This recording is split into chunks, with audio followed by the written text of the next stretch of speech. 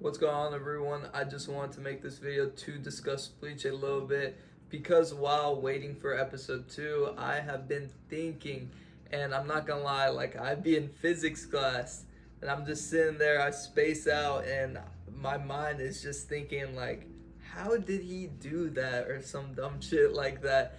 But I just wanted to talk about some of my thoughts, what I'm anticipating, some predictions for 1,000 Year Blood War, and discuss a little bit more about episode 1 of Bleach. The first thing I'm anticipating is Kenpachi versus the Quincy King. As we do know, Kenpachi is always smiling, laughing, and he's all about that action and always wants to fight stronger people, so this is a perfect opponent for him. But I just see, the Quincy King levels above everyone. So I feel like Kenpachi is straight up gonna get violated or manhandled. I mean, in the trailer we did see he had the smile while charging Yowok, but I feel like that is just kind of like a picture where it's like a moment before disaster, you feel me? Another thing I'm anticipating is Yama's bankai. We know he's one of the strongest characters in Bleach. We got to see a little bit of his potential against Aizen. We even saw his Shikai and it was just pure destruction. Like, it would have destroyed practically everything in that fake Karakura. And we saw him use high level Kido, I'm pretty sure it was Hado 96, and that costed him his arm. But I don't even think him losing his arm was that big of a deal, because from episode 1 he was moving fine, but he wasn't really in a fight, so I can't really say anything. The only person I could see making him use bankai is the Quincy King, but he could be in a position where, like, let's say everyone has been defeated and he's kind of like the last man standing, but I don't really know. I feel like it has to be the Quincy King. And I don't even know what to expect from his bankai. We saw his Shikai was so damn destructive. Like, I feel like his bankai would cause like Soul Society to split in half or some shit. But I can't wait to see that because that shit is gonna be crazy. Another thing I'm anticipating is please save Soul Society, Kurosaki Ichigo. We are in the POV of Byakuya looking at Ichigo, stating those words in a very helpless tone. And as we know, we have never seen Byakuya in that state at all. He's always seemed like a cold and collected individual, and he's kept the same expression tone throughout the whole show. We did see that in the Arankar arc, he was in Hueco Mundo with Kenpachi and Mayuri, while in the fake Karakura town, all the captains were getting sliced up after Toshiro kinda charged Aizen after being enraged that, the whole hypnosis, he stabbed Hinamura and everything. And after that, we saw all the captains follow Toshiro and they kind of all lost their composure. And I don't know if Byakuya would have acted the same in that situation. But as we do know, Byakuya takes his duty as captain very seriously, even was willing to execute his own sister. Based off this moment, I do think that Byakuya is one of the last captains standing, and he's just putting all his faith in Ichigo. We saw him with the stern look, the blood on his face. I was saying I want him to go in a bloodlust state. I mean, hey, I'm pretty sure we saw him catch his first body against Ginjo, right? And that was the very end of Bleach. And we know this arc is super brutal, so I can see him just catching bodies left and right.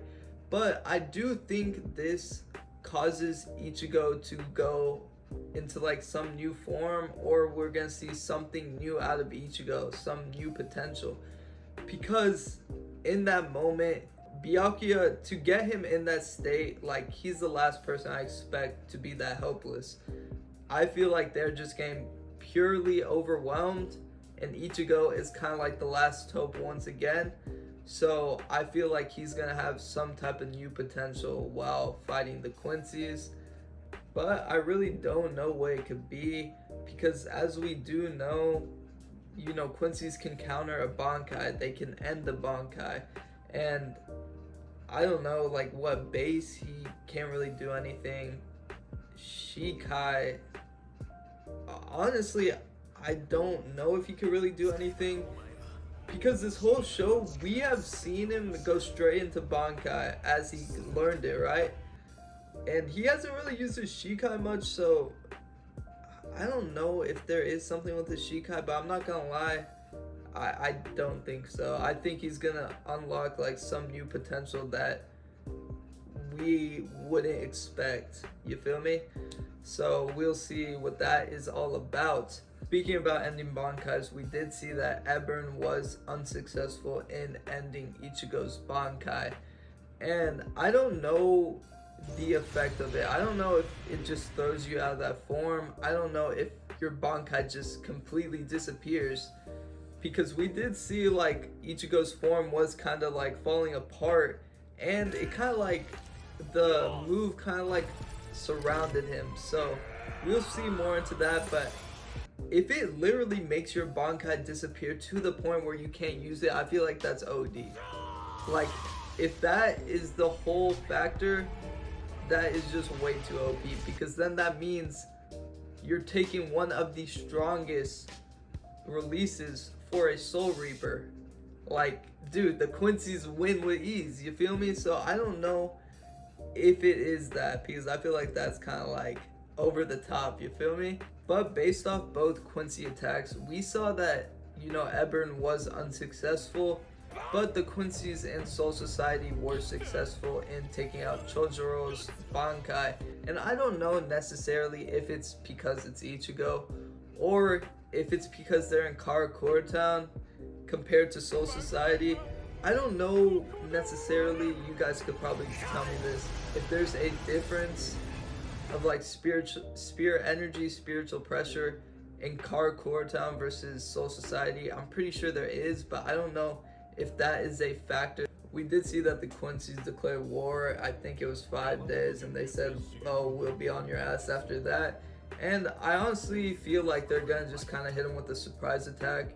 And based off that, I don't know if Yama will be able to inform others like, oh, they can end your bankai. And we didn't even see a lieutenant or captain at all last episode besides Chojiro and Yama. So I don't know if they're even in Soul Society, because by the looks of it, they infiltrated way too easily. And I feel like if they were all there, that shit wouldn't have happened like that. Another concept I want to learn about is the whole shadow transportation. We saw the Quincy's were in SS. We saw Ebern was in Karakura Town, and literally in a snap of a finger, they were in their whole like place that they stay. And like, I don't even know, like, we saw Yama try to hit him, but I don't even think if you hit their shadow or the shadow particles, it would even do damage. So that's definitely something is interesting that I want to learn about in the future.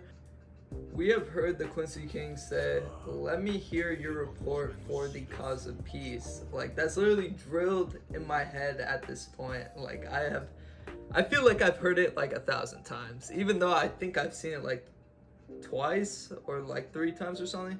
But besides that, I think he wants to do what the Soul Reapers do. He wants to take out every Soul Reaper in existence and basically just live with pure Quincy's. And I think that's what he's thinking about peace, maybe, because right now they were just straight up massacring Soul Society. I assume that's how SS did them back in the day, and now they're just over here trying to get their get back. But as we do see, he said, I dislike conflict. So he definitely doesn't want this fight to happen. And to gain that peace, he just has to take out the group that is causing the conflict between his side, and that is Soul Reapers. But I don't know, I feel like that is completely off. A couple of you guys were saying that episode 2 is going to be crazy, so I think that we get straight into action and they start fighting. And I do not think Ichigo is going to join the fight. I think he'll come in later towards the arc, and in that moment we see Byakuya helpless.